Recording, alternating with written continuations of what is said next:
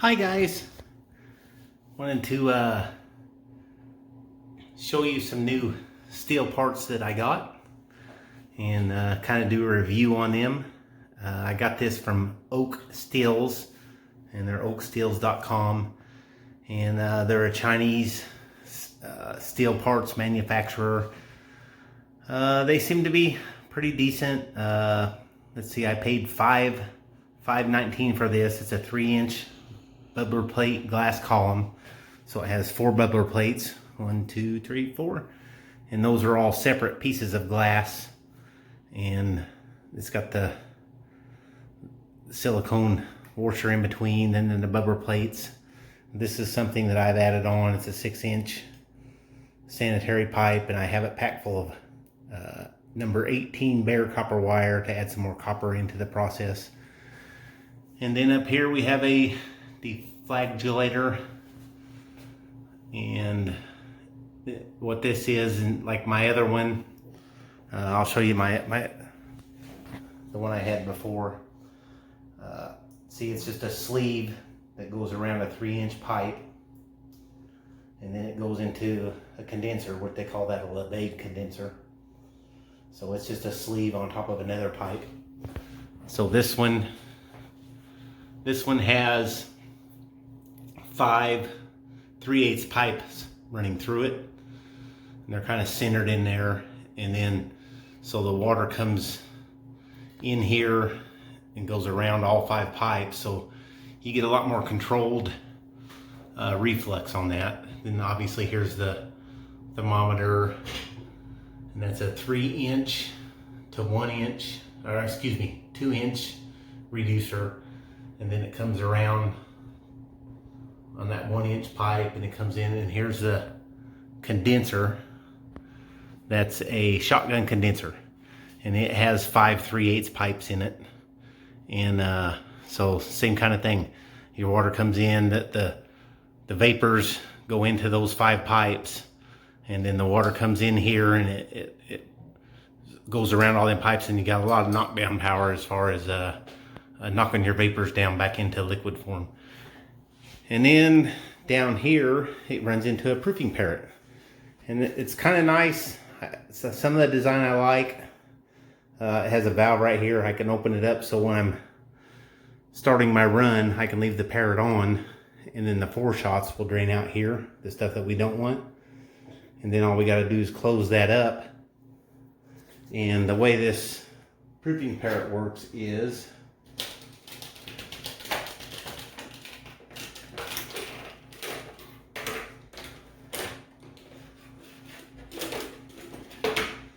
here is a proofing trails or proofing hydrometer. This would go in here, then it fills up with alcohol, and excuse my dirty hands. And then see that sits just a little bit higher than this rim, so it overflows, and then it floats this up, and then you get to see what the proof it is, and then this runs out here to your catch jar. But this particular Parrot is made for, they have another type of proofing hydrometer that comes in 3 sections, and they're a lot shorter. See, this one won't work. See if I can zoom in on it so you can read the numbers. No, but this one, it only goes up to about 185, so I should be able to reach 190 with this column set up real easily, and it doesn't work. And those hydrometers aren't ready available here in America. I've looked on eBay and Amazon and stuff, and all I see is this size, and they're pretty good guys though. I contacted them and told them about the issue, and they actually said thank you, that was good input, and that they would address that. And I don't know how they'll address it, if they'll include a set of hydrometers with it, which wouldn't be that great because them things are easy to break, or just make it the right length. It needs to be about 2.5 inches longer than what it is now. And let's see, I haven't ran it yet. I'm going to run it some this weekend. Actually, I'm gonna run a lot this weekend. And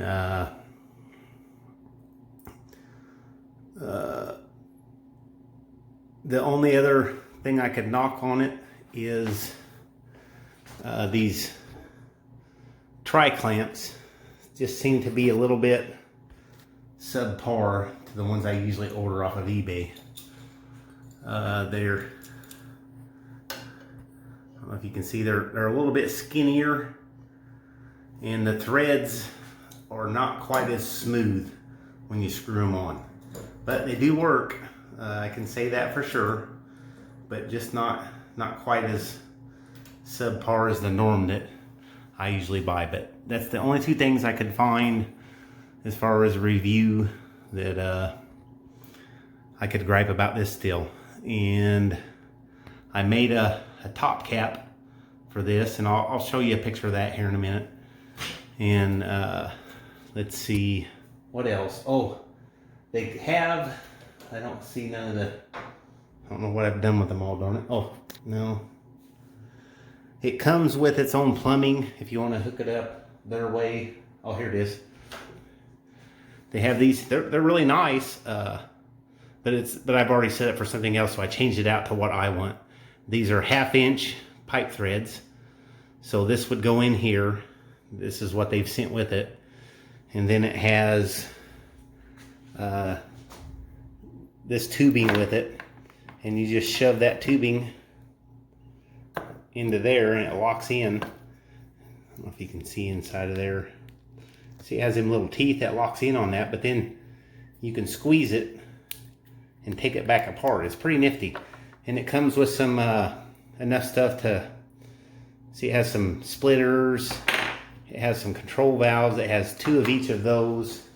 See, there's some more splitters and control valves, but I'm not going to use them on my setup. But it's something very thoughtful they put in with it, and not something, it's beyond what you would normally get. Normally, if you order a hose kit, you get a bunch of vinyl tubing that's, you can get at Home Depot for nothing, and they charge you $50 for it at a lot of the Bruce supply stores. But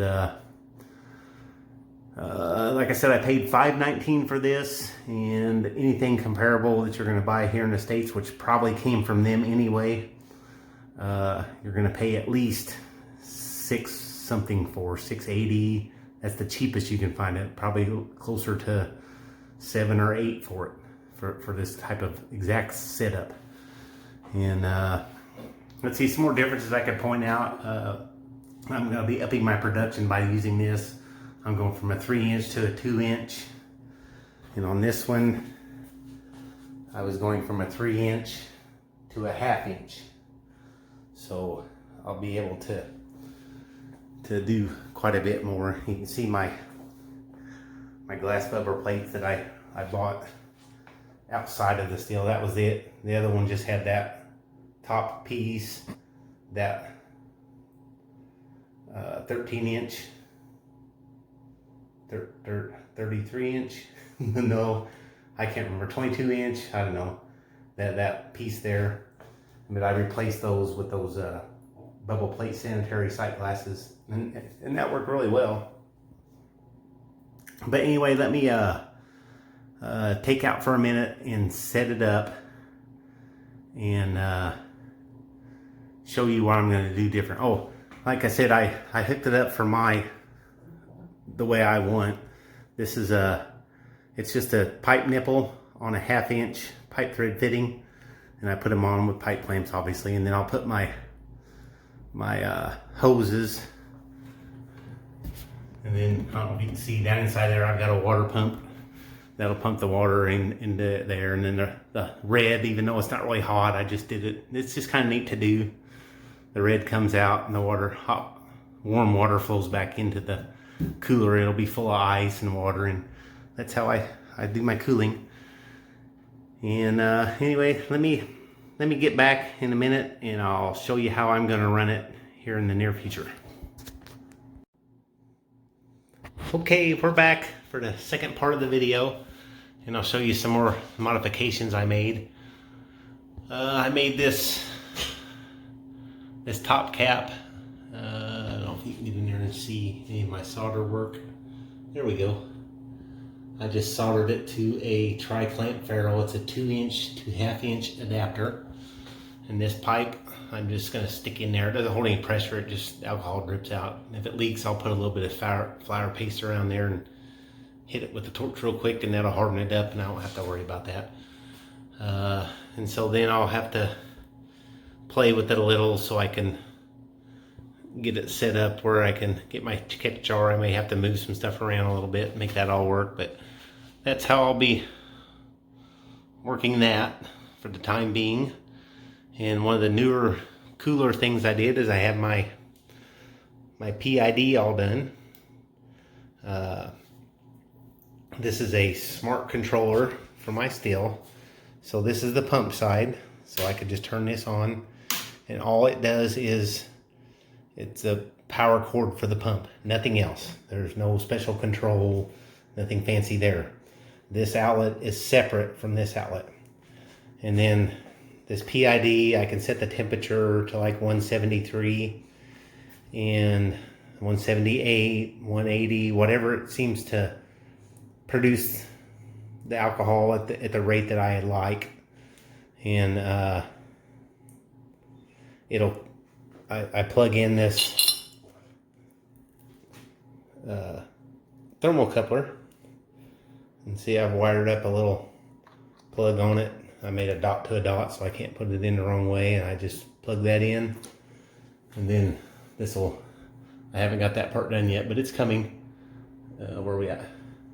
I'll just stick it in there and drill a hole in there, and then thread it so that will thread right in. Put a little nylon tape on it, and that'll be done. And then plug it in, and whatever I set this at, say like let's just say 180 to make it easy. This controls this plug, and on this plug I have a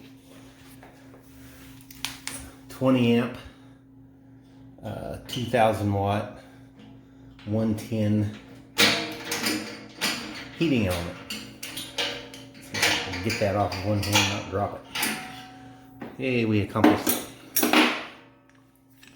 Okay, so I've got a nice heating element here, and it fits on. I bought this tri-clamp fitting. It's threaded to a 1" pipe thread, which is what all water heater heating elements are made to. And I'll put a silicone gasket in there and clamp that on. It's nice and sealed tight. Put a little Teflon tape on those threads so it don't leak. And this is it worked out pretty good. It's a PVC furniture caster. They sell it sorry for my big fat fingers. They sell it in the PVC pipe area, and I had to do a little modification on it. It has a sleeve inside of there that I had to knock out of there with the Dremel tool, but it all fit in there real nice. So I got something I don't have to worry about getting shocked with just the bare wires hanging out. So what happens is I have my wash in there. I put that heating element in there. I turn this on. I'll have it preset to the parameters that I want. And when I run it, I'll come back and show you that. And then, so remember that thermocoupler, right? It'll be going up to here, inside of here, same place as the thermometer. And I could put it in that spot if I wanted to and find a reducer and make it all fit, but I kind of like having the thermometer as well. It's something just neat to have. More data points, the better, right? Having another thermometer down here, which doesn't do a whole lot other than look cool. It doesn't help you. It does help a little bit, but what's important is right there. And okay, so this senses the temperature up there. Like I said, I just said that's the most important one. That's where you need to know where it's at, because it's worked its way through all my copper down here, my copper wire, through all my bubbler plates. It's coming up, and just before it goes into the condenser, we want to know what the temperature is. That's what's important. That's what we got to keep at probably around 178 or 180. I can't remember exactly what what it ends up being for my area and my steel. They're all a little different. So it takes readings, and it tells the heating element down here what to do to keep that temperature constant. And it will do different things. It'll pulse it. It'll put different amounts of power, like say 60% or 40%, and it may figure out I got to run 40% for 20 minutes and 60% for 5 minutes, then back to 40%, and it'll do all that, and it'll keep that at a nice constant temperature, and it does a lot of the work for you. Like my propane burner, I have to constantly monitor my thermometer up here, and I have to turn it up and turn it down, and it's not that hard to do, but this will just make life a little easier. And I built this myself and wired it all together and bought the parts off Amazon and eBay, and watched some YouTube, George at Barley and Hops, a lot of his videos, and some other people's that I can't even remember their names, darn it. I should be able to give them a plug. But the same kind of, this is a MyPin controller. So I watched a lot of those videos and how to wire them up and what they do and how to set them. And it wasn't too tough, a little bit challenging for me. I'm an iron worker, not an electrician, but I kind of understand how it works, so I was able to do it, and I didn't fry anything or cause any troubles. I did have some troubles with these switches. They're just a rocker switch, a 3-pin rocker switch, and it has I don't have any with me, darn it.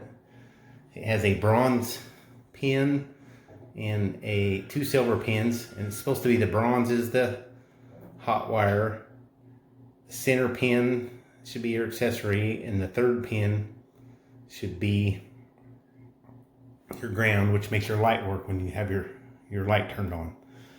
It doesn't have to be a grounded switch, it's just the interrupting switch.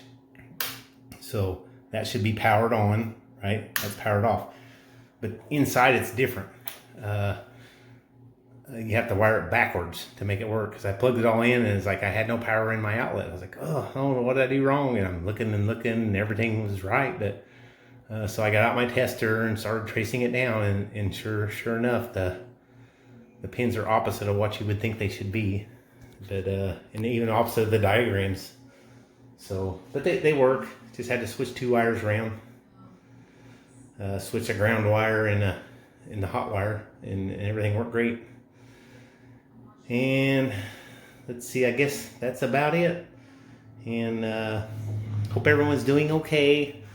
I'm working a lot lately. I'm fixing to start working up north here in the near future, so maybe I can run into some of the LA people up there and hang out with them a little bit. And I need to sign off and get to bed. It's been a busy day. I just got done wiring up this controller not too long ago, finishing it up with there's a transformer in there that converts it from 120 volt to 12 volt DC, 120 volt AC, and that runs those fans. So I had to wait on that to come from China, and then solder it in and install it in the box, but now it's all working well. So with that, I will sign out, and lots of love, everybody, and please like and subscribe if you haven't already, and take care, everybody. Bye.